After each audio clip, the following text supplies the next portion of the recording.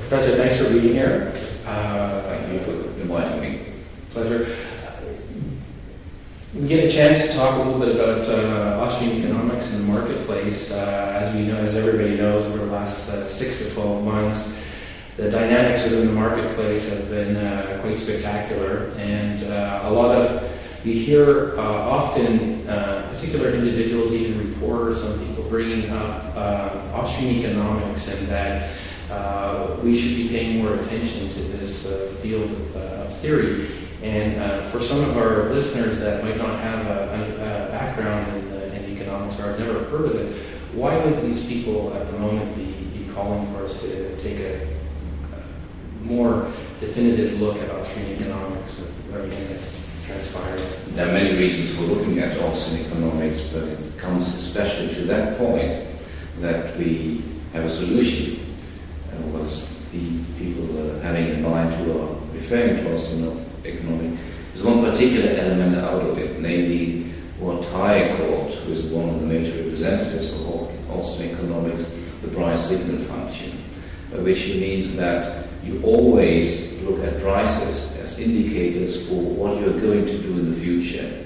That holds not only true for goods, but also for money. Money is good when you buy it. If you need it on the market, you go to the bank and buy it in. So if the state, who is the only one who can emit money, provides it at the market at a certain level, and he does it in a proper way, we first of all have no problem. The problem is, being a monopolist, you as a state have the same incentive as everybody else would have to misuse it from time to time. Let me give you an example when you go especially to our prices today and how it started.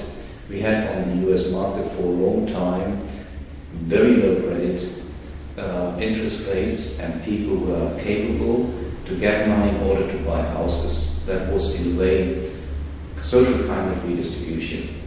Social in inverted commas, in order to give these people a chance to buy a house.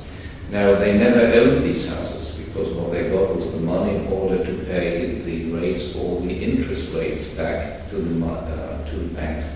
After a while, and for political reason, economic political reason, it deemed appropriate to raise the interest rates again. Then these people were not in the situation in order to keep up with these rates, so they had to give in, were not ready to pay back the money. The banks, having so many of these clients, had to see, well, there's a real problem. And that's the way how the crisis started, when you look back to Fannie Mae, and all these names which we have in mind when going to the beginning of the crisis. Right.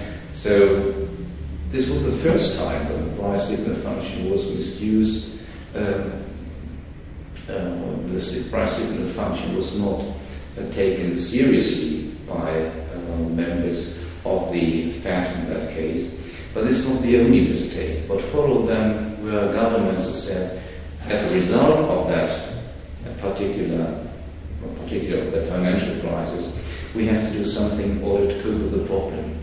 And they thought they have to act and divert the price signal again. So they interpreted it wrongly, and they thought they could fix it by giving again false price signals. So all what is happening right now, intervention, giving subsidies, and socialized banks, or this means they buy them and make mistake banks, are the wrong way.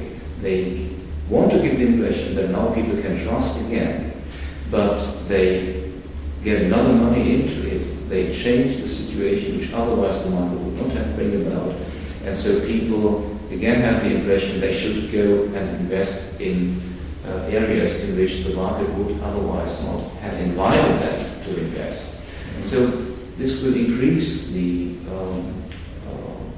prices over time, and so we are not looking in very fruitful times at the moment. And this is what people should realize, and many people know that Austrian economics provide that explanation and shows a way out, and that's the reason why it's so mentioned so often.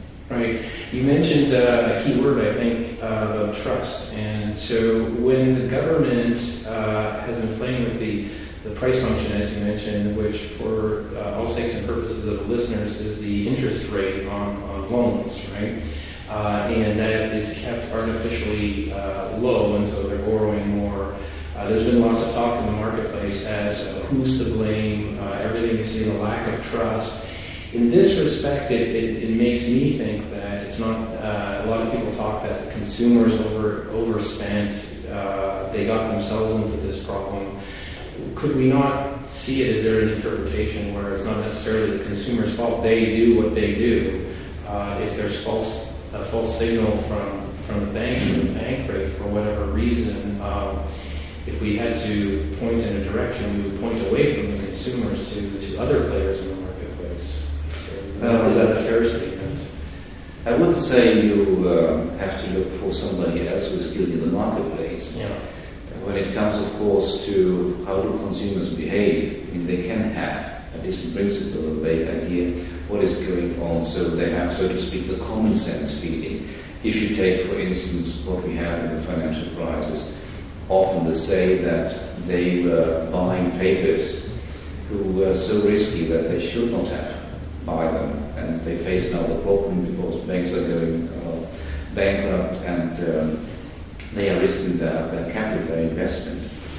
Everybody knows the higher dividend comes because of the higher risk. You know that beforehand.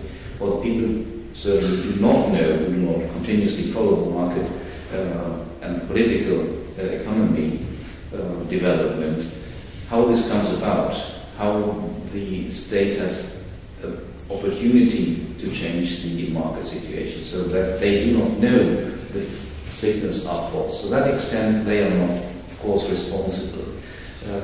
But the main problem I see at the moment are that those are in trouble who have no responsibility for the situation in which we are at the moment. Take, for instance, the banks. Usually you have it in the papers.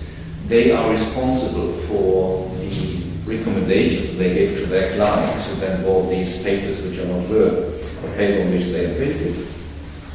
And what they did, or the situation in which they were, has to be described as follows. If the market signals are false because of intervention from outside, and they, for instance, give the banks the impression that they can have other clients which are not prepared to pay back in case the situation goes into the opposite direction again, then they have the decision to take, shall I offer these papers, even if they know they shouldn't do if the market were left alone. If I do not, my competitors will do. They will offer these bad papers to their clients, and I will be worse off. So my bank is going bankrupt. I have to fire my people, and they will be in the misery. So what does he has to decide? He has to decide to take the lesser evil. That is, even to offer those papers which are very critical, so to speak. And he can hope that things turn better, but that's the only thing he can do. And now he's in the situation that everybody says, you are the bad guy because you offered this paper to these innocent people. Right.